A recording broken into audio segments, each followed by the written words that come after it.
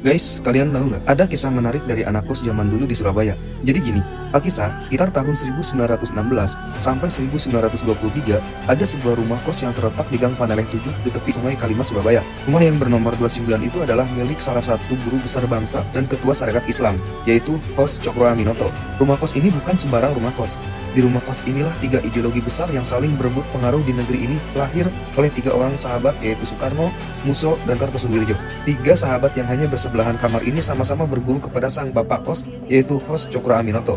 Yang pertama ada Soekarno. Beliau mempunyai cita-cita mendirikan sebuah negara di bawah ideologi nasionalis. Dia sadar untuk membakar semangat nasionalisme, rakyatnya diperlukan seorang pemimpin yang merupakan seorang orator ulung, sehingga setiap malam dia melatih kemampuannya berpidato di kamar kosnya. Yang kedua ada Musso. Di usianya yang masih muda, ia sudah banyak membaca dan berdiskusi dengan aktivis PKI awal, seperti Semaun, Darsono, dan Alimin. Terjun ke dunia politik dan sangat tergila-gila dengan pikiran dan karya Karl Marx yang melihat komunisme sebagai jalan pembebasan rakyat tertindas, terutama kaum buruh dan tani.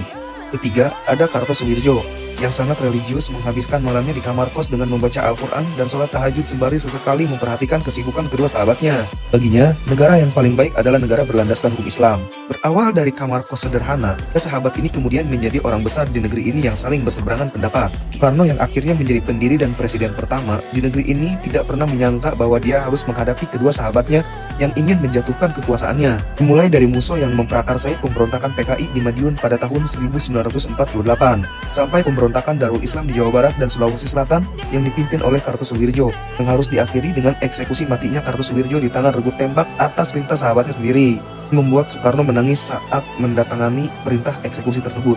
Itulah sepenggal kisah kehebatan anak kos zaman dulu. Tidak ada AC, tidak ada kamar mandi dalam seperti kos mewah zaman sekarang. Tapi dari kamar sederhana itulah ide-ide besar itu lahir. Tiga sahabat kos itu akhirnya bermusuhan karena perbedaan ideologi, bukan karena rebutan cewek seperti anak kos zaman sekarang.